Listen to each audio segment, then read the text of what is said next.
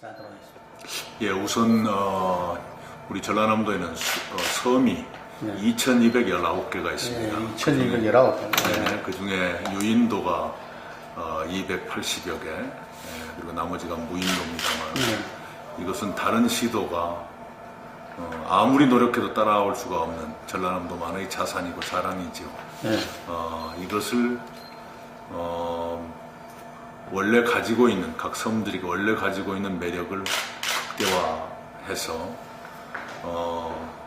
충전과 힐링의 공간으로 만들어드리자.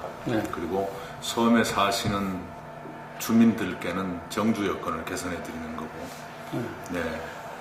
거기 오시는 분들께는 가능하시다면 아예 귀여 귀촌 하시게끔 하고, 안 그러면 그냥 다녀가시더라도 휴식과 치유와 충전의 기회를 가질 수 있도록 하자는 것이 취지고요.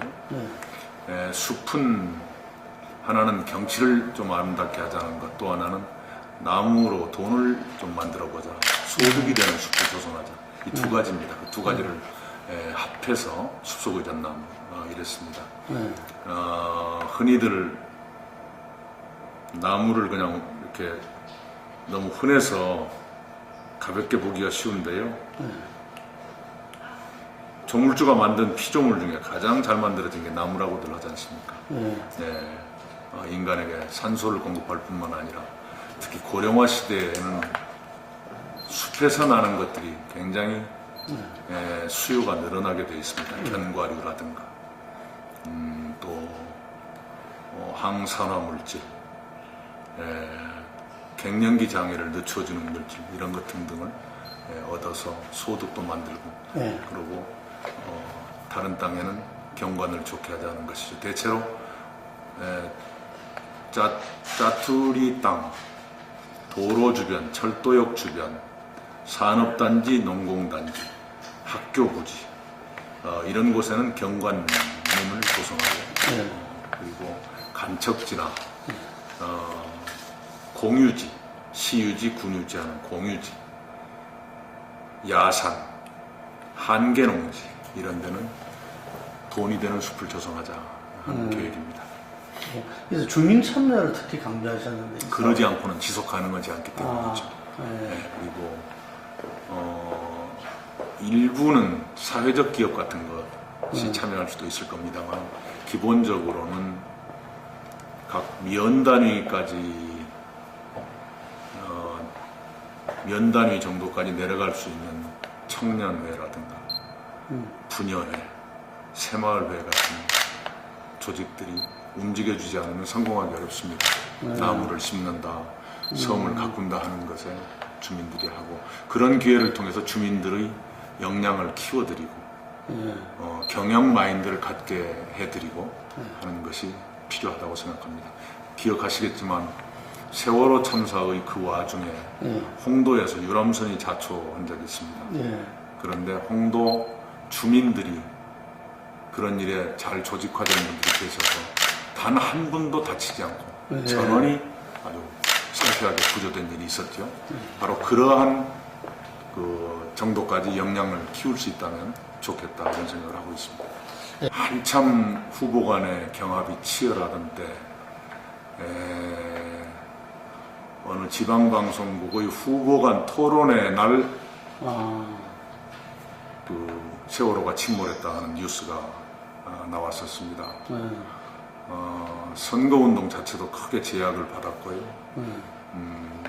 저로서는 일체의 네거티브 정치적 공세를 중단하고 오로지 정책 얘기만 했습니다만, 그리고 그 뒤로 우리 진도 군민들은 생활상의 불편과 손해 감수하면서 국민적인 슬픔을 그렇게 완화해 드리는데 동참했지요. 참 우리 국민들이 대단한 결단을 해주셨고, 그 손해는 아직까지 만회되지 않고 있습니다만, 하여간 우리의 잘못이 꼭 아니다고 하더라도 저희들로서는 큰 교훈을 얻은 참사였다, 이렇게 생각합니다. 여기 제가 제안을 했었습니다. 물론 진도군에서 그런 의사를 냈었습니다만 제가 취임 벽두에 추모공원을 조성해야겠다는 말씀을 드렸고 국무총리께서 정홍원 국무총리께서 그것을 그대로 수용을 하셔서 일단 조사 용역비 명목으로 올해 5억 원이 국비로 반영이 돼 있지. 그걸로 조사도 하고 계획도 세우고 이렇게 해서 내년쯤에는 설계와 착공까지 들어갔으면 좋겠습니다. 저희 전체가 6조 2천여억 원이고요. 국비가 5조 3천여억 원입니다. 작년에 비해서 국비만 놓고 볼 적에 11%가 늘어서 증가율로 볼 적에는 17개 광역시도 중에서 1등 아니면 2등 정도. 증가율이. 네. 제가 뭘 잘했다기보다는 우리 지역 출신 여야 의원님들이 경쟁적으로 도와주셨어요. 더구나 여기가 새누리당 불모 지역이다가 한 분이 되셔가지고 그분의 아주 열정적인 방식의 일처리 그리고 그분의 위상 이런 것 때문에 많은 도움을 받았고 거기에 자극받은 야당 의원들도 이해 질서라 그냥 지키고 이러다 보니까 서로 상승작용이 됐었습니다. 쉬우면 목표가 아니지요. 지금처럼 청년이 떠나는 상태로 내버려 두어서는 전남에 미래가 없지요. 그래서 어렵더라도 거의 불가능에 가깝더라도 그런 목표를 두지 않을 수 없는 그런 절박함이 있었지요. 대졸자만 말씀을 드린다면 전라남도에 있는 대학에서 1년에 8,000명 정도의 졸업생이 나옵니다. 그 중에 도내에서 취직하는 대학생이 1,300명, 6,500명 이상이 외지로 나갑니다. 이 상태를 언젠가는 끊어줘야지 이대로 두었다가는 안 되지 않습니까? 그래서 누구나 다 느끼다시피 젊은이가 없어지는 전남이 아니라 다시 젊은이가 돌아오는 전남, 이런 목표를 안 가질 수 없고, 그 다음에 목표라는 게 그 추상적인 것보다는 누구나 금방 손에 잡을 수 있는 구체적인 게 좋겠다. 그래서 청년이 돌아오는 전남이라는 목표를 세웠어요. 원래 선거 과정에서는 그렇게 그 청년이 돌아오는 전남 같은 구체적인 목표를 갖지 않았는데 취임사를 제가 직접 쓰면서 취임 이틀 전에 그게 떠올랐어요. 이렇게 좀 구체적이어야 되겠다. 그래야 이런 목표를 민과 관이 공유할 수 있겠고, 그래야 함께 노력할 수 있겠다 그런 마음에서 그렇게 했고요.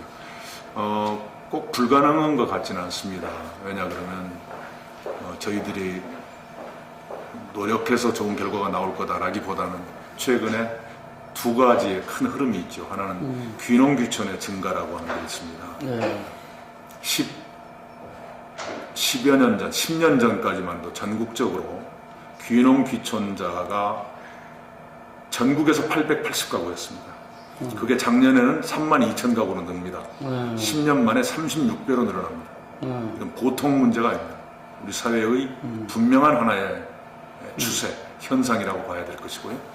또 하나가 이제 혁신도시가 거의 입주 완료 상태거든요. 한국전력을 포함해서 13개 기관이 이미 이전을 완료했고, 거기에 있는 정식 직원, 직접 고용된 정식 직원만 해도 6,000명이 넘습니다. 그러면 우리 지역에 있는 청년들의 눈높이에 맞는 일자리도 생겼고, 또 외지에서 들어오는 젊은이들도 그만큼 확보가 됐고, 그래서 청년이 돌아오는 전남을 이루기에 비교적 괜찮은 여건이 형성되고 있다. 작년 하반기만 놓고 보면 늘었다고 말할 수 있는데, 작년 1년 통계를 놓고 보면 재작년에 비해서 1,000명 조금 넘는 숫자가 줄었습니다. 그래서 감소폭이 현저히 둔화됐다. 이 정도 표현이 맞을 겁니다. 정확한 표현이에요. 그럼 지금 인구는 어느 정도 됩니까? 190만 몇천 명, 191만도 밑으로 내려간 상태입니다. 작년에 2개 군, 보성과 화순에서 시범 운영을 했고요. 금년에 11개 시군에서 본격 운영을 합니다. 공모를 했더니 17개 시군이 공모에 응했는데 준비 상태라든가 또 각 시군의 의지라든가 이거 봐가지고 11개 시군만 저희들이 선정을 했어요. 굉장히 주민들 만족도가 높고요. 제일 먼저 우려했던 것이 백원택시라는 게 이제 버스가 들어가지 않는 마을.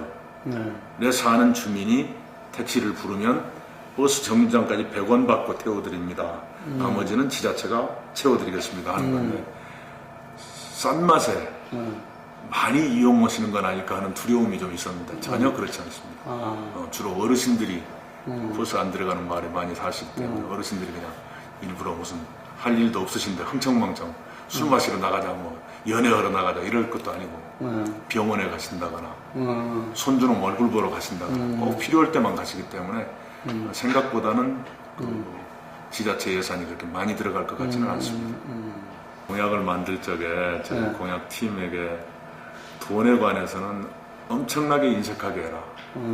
그리고 큰 공약 좋아하지 말고 사람이 잘다는 말 들어도 괜찮으니까 돈 적게 드는 거 골라라. 그리고 다른 지방에서 시범 실시라도 해봤는데 돈이 별로 안 들더라. 그리고 가능성이 높더라. 하는 걸 골라라. 그래서 비교적 그렇게 했는데 이제 그 중에는 연도교, 연육교, 무슨 조기완공 이런 것이 돈이 많이 들어가서 그렇지. 실제로 100원 택시는요 한 개 군에 1년에 1억 원 정도 들어가고요.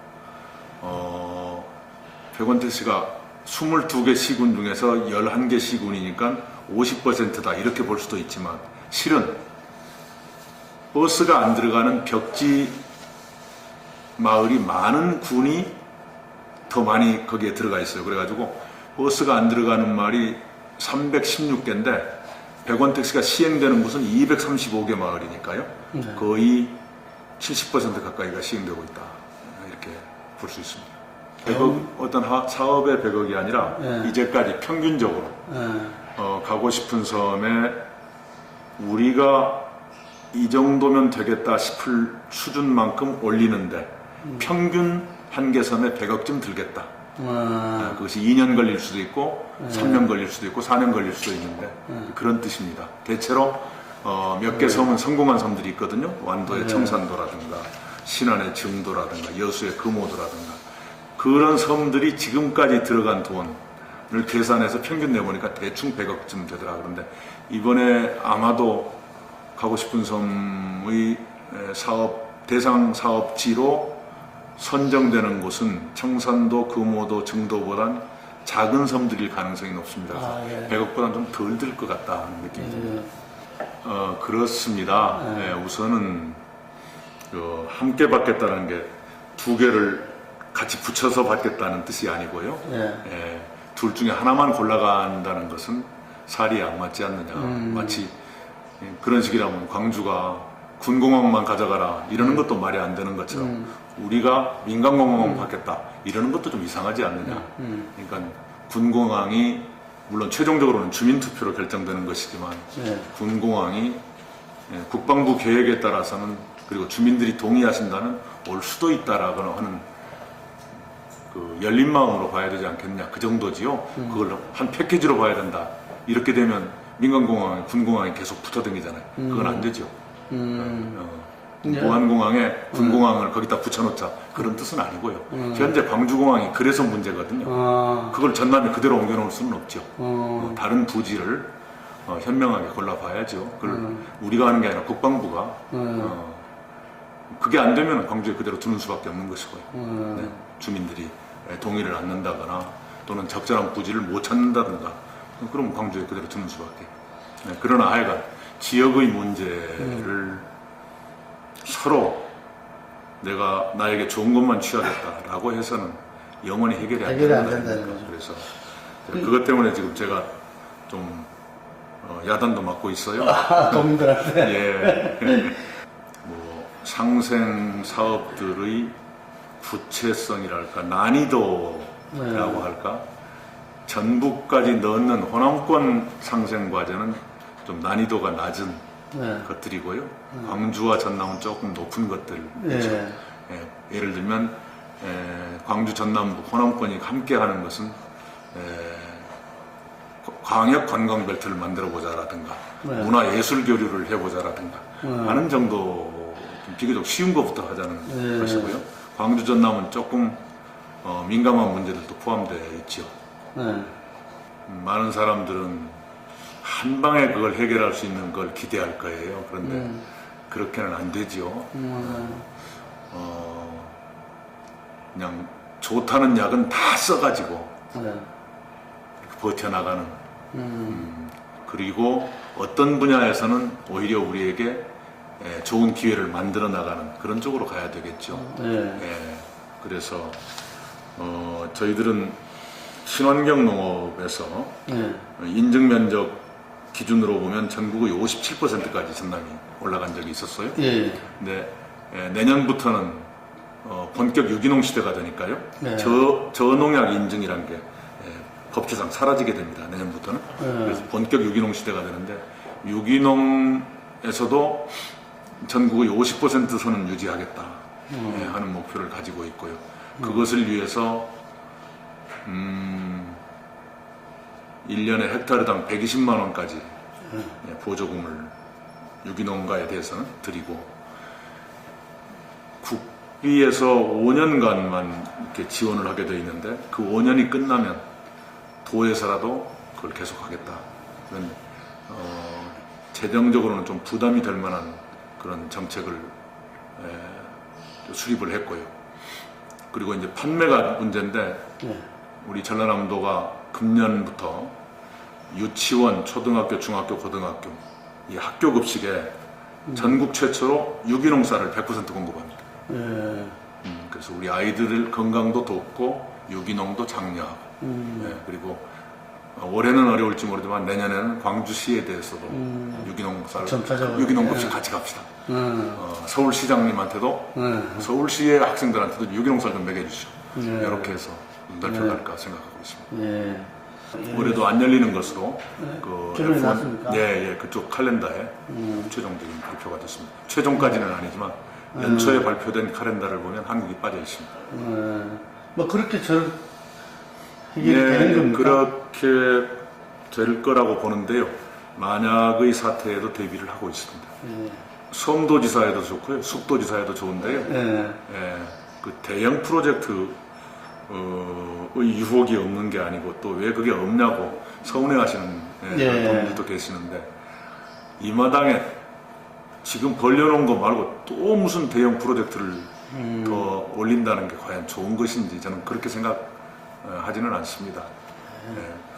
지금 그동안에 해오던 도점은 모두가 제대로 하고 지나치게 재정 부담이 많은 것은 정리하고 그리고 거기에 좀 장기적인 호흡을 가지고 추진해 나가는 것이 가고 싶은 섬과 숲속의 전남이니까요. 현장을 열심히 다니는 게 좀 눈에 띄었는지 모르겠고요. 주말에도 뭐 다니신다는 보도도 봤는데 섬을 평일에 갈 수는 없지 않습니까? 그래서 그럼 하루가 다 어쩔 수 없이 주말에 갈 수밖에 없습니다. 그래서 우리 주민들이나 공무원들한테 참 미안하지만 그렇게 하고 있고 작년에 국비 예산의 확보라든가 이런 것들이 좀 도민들 마음에 좀 들어오셨던 것 아닌가 그렇게 생각하고 인사 자금이 없었던 것도 비교적 평가를 받고 있는 것 같습니다. 아직은 그 평가에 새로운 도정의 문화가 충분히 반영되지 않았다. 반영되기에는 시간이 너무 짧았다. 또 실제로 조사 시점이 조사의 기준 시점이 금년 상반기까지입니다. 작년 상반기까지. 작년 상반기까지. 그럼 핑계를 대려는 건 아니죠. 그런 셈이죠. 내년 올해 연말쯤 조사하면 분명히 좋아져 있을 것이다. 이렇게 생각합니다. 당의 의사결정 방식이나 구조 굉장히 구태의연하고 새로운 매력이 없다. 그 점에서 우리 호남 민중을 포함한 국민들께서 좀 지쳤을 것이다. 사랑도 지치잖아요. 그런 상태가 너무 오랫동안 계속되고 있지 않나 싶습니다. 이번 전당대회로 새로운 매력, 새로운 기대감 이런 걸 줄 수 있으면 좋으련만 어쩐지 그러지 못할 것 같은 그래서 위기가 치유되지 못하고 좀 더 위기가 지속될 것 같은 불길한 생각이 듭니다. 네, 그것이 문제이겠죠. 뭔가 새로운 얼굴, 문화 이런 걸 통해서 기대를 걸어도 되겠구나 하는 마음이 국민들 사이에서 일어나야 할 텐데 네. 그러지 못하고 있다는 생각이죠. 호남 민중은 사랑이 많이 식어 있고 좀 지쳐 있지만요. 그러나 괜찮은 인물이 나온다면 언제든지 그 사랑은 회복될 수 있을 것이다. 이렇게 생각을 합니다. 그래서 특히 이제 정당 대결보다는 인물 대결의 색채가 좀 강해지는 대통령 선거에서는 지금의 지지도와는 사뭇 다른 양상이 나타날 것으로 보이는데요. 그 이전에 총선이 꽤 만만치 않겠구나, 쉽지 않겠구나 하는 생각을 정말 쇄신된 공천을 해야 될 거예요. 쇄신된 공천. 공천의 과정뿐만 아니라 결과에서도 새로움이 묻어나는 전면적인 쇄신까지는 못 가더라도 요즘 이런 면에서도 새누리당이 좀 뒤지는 면이 있어요. 그렇습니다. 그러니까. 네, 옛날에는 김대중 대통령님이 총재하실 적에는 총재의 카리스마로 끊임없이 물갈이를 해서 늘 새 인물들이 있었거든요. 4년마다 새 인물들. 그것을 못한 지가 지금 10년이 넘었습니다. 김대중 대통령 퇴임이 2002년 아닙니까? 그 이후로는 제대로 된 물갈이가 한 번도 없었어요. 그냥 고인물이 돼버렸습니다. 그러니까 국민들이 지칠 수밖에. 근데 상향 공천이 막 협법만은 아니네요. 상향 공천의 매력이 2002년 국민 참여 경선을 통한 노풍의 조성, 그게 피크 아니었나 싶어요. 근데 계속 더 이상 발전하지 못하고 그 다음에 이제 똑같은 방법으로 하는데 점점 그 방법을 악용하는 그렇죠. 행태들, 부작용이 나타나고 또 불공정 시비가 나오고 결과는 뻔히 예상된 것 그대로 나오고 그러니까 사람들이 이제 지져버린 것 아닌가. 뭔가 좀 고인물이 안 되게끔 하는 그런 게 없을까. 제가 사선입니다만 사선을 다 완성하지 못하고 중간에 2년 만에 지사가 돼서 왔습니다만 곰곰 생각해보면 이거 아닙니까? 사선이면 16년입니다. 20살 먹은 청년이 36살이 되도록 똑같은 사람이 국회의원 하고 있다는 얘기거든요. 정말 잘하고 매력 있는 사람은 괜찮은데 그러지 않는 사람이 전국적으로 그냥 꽉 누르고 있다 그러면 이거 뭐 질식할 일 아니에요? 그런 현상이 우리 민주당에서 10년 이상 계속돼 버렸다. 그 중에 3분의 1이건 또는 절반이건 그때그때 교체돼서 뭔가 숨통이 트였더라면 사람들이 덜 답답했을 텐데 하는 아쉬움이 있습니다. 여러 가지가 있는데요. 하나만 말씀을 드리면 최근에 그 두만강 프로젝트가 언론에 각광을 받고 있어요. 우리 정부나 정치계가 그걸 좀 힘있게 그런 걸 좀 들여다봤으면 좋겠어요. 어느 순간부터 이거 러시아하고 다 이렇게 같이 한다는 말씀. 통일 문제, 남북관계 개선에 관한 문제가 답보 상태로 돼 있고 이제까지는 우리 야당이 그걸 쭉 주도해 왔었는데 종북 프레임에 눌려가지고 아무 소리도 못하고 이거 굉장히 답답하고 한심한 상황이라고 생각합니다. 제가 작년 연말에 연변을 다녀왔습니다. 아주 거칠게 말씀을 드리면 연변 조선족 자치주 인구가 200만인데요. 거기에 조선족이 80만입니다. 서울 한국에 와 있는 조선족 동포가 52만 명입니다. 그 80만 중에서 52만이다 이렇게 말할 수는 없지만 중국 전역에 퍼져 있는 동포 중에 52만이겠지만 하여간 그 정도로 많은 사람들이 와 있고 연변의 주도 연길 인천공항 간 직항편이 하루에 6편이 있고요. 평일이건 주말이건 거의 10,000원입니다. 한국 기업이 300개가 진출해 있고요. 연일시에. 예. 연변 텔레비전이 24시간 한국말로 방송을 하고 그 방송 진행자나 출연자들 억양이 평양 억양이 아니라 서울 억양이 되어버립니다. 놀라운 상황입니다.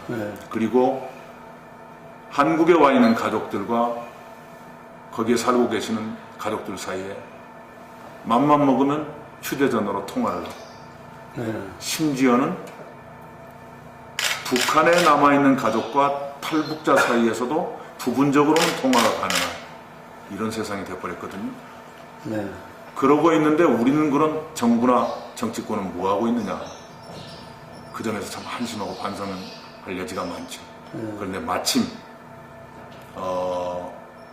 중국 쪽에서는 장길도 프로젝트라는 게 있습니다. 장춘, 길림, 도문 그리고 거기에 나진산봉까지 이어지는 이 프로젝트가 있고 최근에 이제 김석철 교수님 등등이 내놓은 것은 두만강 어느 쪽에 국제도시를 하나 만들자. 중국, 러시아, 남북한 비슷한 구도인데요. 그런 것이라도 한번 끌고 갈 필요가 있습니다. 평양 당국의 입장에서 보면 포위되고 있는 느낌을 가질 거예요.